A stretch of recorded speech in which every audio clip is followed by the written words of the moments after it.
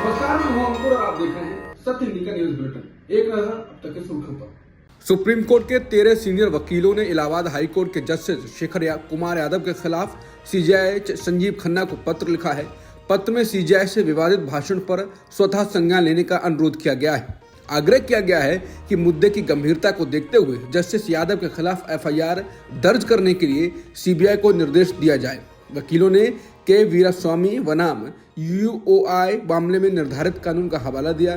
Senior वकीलों ने कारण बताए हैं कि आखिर सीजेआई को ऐसा क्यों करना चाहिए। आयुष्मान भारत योजना को अगर कोई राज्य नहीं लागू करना चाहे तो क्या ये बाध्यकारी होगी? सुप्रीम कोर्ट ने शुक्रवार को दिल्ली हाई कोर्ट के उस आदेश पर रोक लगा दी है जिसमें दिल्ली सरकार को राष्ट्रीय राजधानी में आयुष्मान भारत योजना को लागू करने के लिए कहा गया था। दिल्ली हाई कोर्ट ने इस योजना पर दिल्ली सरकार को केंद्र के साथ समझौता ज्ञापन पर हस्ताक्षर करने का निर्देश दिया था, जिसके बाद दिल्ली सरकार ने इसको सुप्रीम कोर्ट में चुनौती दी थी। बताया कि इस योजना को दिल्ली में लागू नहीं करना चाहते हैं क्योंकि इसी तरह की स्वास्थ्य योजना दिल्ली में पहले से ही मौजूद है। लाइव लॉ की रिपोर्ट के अनुसार न्यायमूर्ति वीआर गवाई और एजी मसीह की बेंच ने हाईकोर्ट के फैसले पर रोक लगाते हुए हाईकोर्ट के आदेश को चुनौती देने वाली दिल्ली सरकार की याचिका पर केंद्र से जवाब मांगा। चीन के राष्ट्रपति शी जिनपिंग और अमेरिका के राष्ट्रपति ट्रंप ने एक दूसरे से टेलीफोन पर विभिन्न मुद्दों पर बातचीत की। दोनों नेताओं की बातचीत 20 जनवरी को ट्रंप के राष्ट्रपति पद के शपथ ग्रहण से पहले हुई। ट्रंप के शपथ ग्रहण समारोह में चीन की ओर से उपराष्ट्रपति हान झेंग शामिल होंगे। ट्रंप ने social media platform truth social पर भी शी जिनपिंग के साथ हुई बातचीत की जानकारी देते हुए कहा कि दोनों देशों के लिए बातचीत अच्छी रही।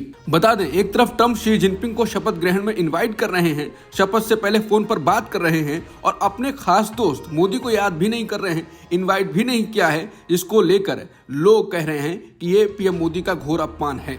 बता दें, मोदी ही वो दोस्त थे जो अमेरिका में कहकर आए थे कि अब की बार ट्रंप सरकार, हालांकि उस बार आई नहीं थी, बाइडेन आ गए थे, जिसके बाद मोदी की आलोचना भी हुई थी कि एक देश में किसी एक नेता के लिए प्रचार कैसे किया जा सकता है, सरकार किसी और की बनी तो भारत के साथ संबंधों पर फर्क पड़ सकता है। सैफ अली खान के घर में घुसकर 16 जनवरी को एक घुसपैठी ने उन पर चाकू से हमला कर दिया। इस हमले में सैफ बुरी तरह घायल हो गए। उन्हें लीलावती अस्पताल ले जाया गया, जहां 4 घंटे उनकी सर्जरी चली। सीसीटीवी में एक संदिग्ध देखा गया है, जिसके बाद पुलिस ने उसकी तलाश करना शुरू किया। मुंबई पुलिस ने बताया कि संदिग्ध को घटना की अगली सुबह बांद्रा रेलवे स्टेशन के पास देखा गया। अब इस मामले में नया अपडेट सामने आ रहा है। पुलिस के मुताबिक घटना के बाद संदिग्ध ने कपड़े भी बदले थे और वो सुबह 8 बजे तक बांद्रा में ही था। संदिग्ध को बांद्रा रेलवे स्टेशन पर देखा गया था, जिसके बाद पुलिस को शक था कि वो वसई, विरार या नाला सुपारा गया है, जिसके बाद पुलिस द्वारा गठित टीमें उसे हिरासत में लेने के लिए सभी लोकेशन पर भेजी गई। कनाडा में जस्टिन ट्रूडो के पीएम पद से इस्तीफे के बाद भारतीय मूल के सांसद चंद्रा आर्या ने प्रधानमंत्री बनने के लिए अपना नामांकन दाखिल कर दिया है। इस बीच उनके पिता ने प्रतिक्रिया दी। चंद्रा आर्या के पिता ने न्यूज एजेंसी पीटीआई से कहा, हमने कभी उम्मीद नहीं की थी कि वो प्रधानमंत्री बनने की रेस में शामिल होंगे। मेरे ससुर ने कहा था कि वो एक बड़ा राजनेता बनेंगे और ये सच हो रहा है। बता दें, चंद्रा आर्या मूल रूप से कर्नाटक के रहने वाले हैं और वो कनाडा के नेपियन से सांसद हैं। बांग्लादेश की पूर्व प्रधानमंत्री शेख हसीना ने सत्ता से बेदखल होने के बाद अपनी और अपनी बहन शेख रेहाना की हत्या की साजिशों का खुलासा किया। बांग्लादेश अवामी लीग के फेसबुक पेज पर पोस्ट किए गए एक ऑडियो मैसेज में हसीना ने कहा, रेहाना और मैं बच गए, सिर्फ 20-25 मिनट के अंतर से हमारी जान बच पाई।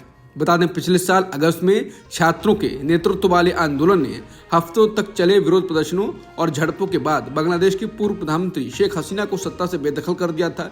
इसमें 600 से ज्यादा लोगों की जान चली गई थी। शेख हसीना भारत भाग गई और नोबेल पुरस्कार विजेता मोहम्मद यूनुस के नेतृत्व में अंतरिम सरकार का गठन हुआ। शेख हसीना ने कहा कि उन्हें कई बार जान से मारने की साजिश रची गई। उन्होंने कहा कि मुझे लगता है कि 21 अगस्त को हुई हत्याओं से बचना या कोटालीपारा में हुए विशाल बम विस्फोट से बचना या इस समय 5 अगस्त 2024 को जिंदा बचना अल्लाह की इच्छा, अल्लाह का हाथ ही होगा, नहीं तो मैं इस बार बच नहीं पाती। उन्होंने कहा कि आपने बाद में देखा कि उन्होंने मुझे मारने की कैसी योजना बनाई।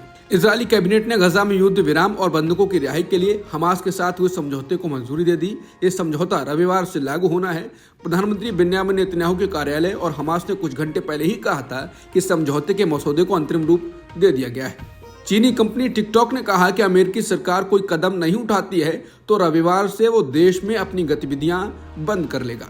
टिकटॉक ने बयान में कहा कि जो बाइडेन, व्हाइट हाउस और न्याय विभाग हमें स्पष्टता देने और आश्वासन प्रदान करने में फेल रहे हैं। ये टिकटॉक के अमेरिका में जारी रखने के लिए जरूरी है। कंगना की इमरजेंसी फिल्म 17 जनवरी को थिएटर में रिलीज हुई, लेकिन कंगना की फिल्म पहले दिन ही पिट गई। फिल्म की शुरुआत काफी स्लो ही शाम तक 88 लाख कमा पाई थी और अब रिपोर्ट आ रही है कि पूरे दिन में 2 करोड़ से कुछ ही अधिक कमा पाई।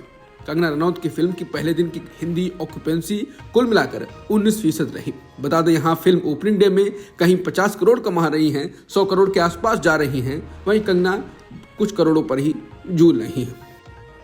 अब तक की खबरों में इतना ही। बाकी खबरों के लिए बने रहिए सत्यहिंदी.com के साथ।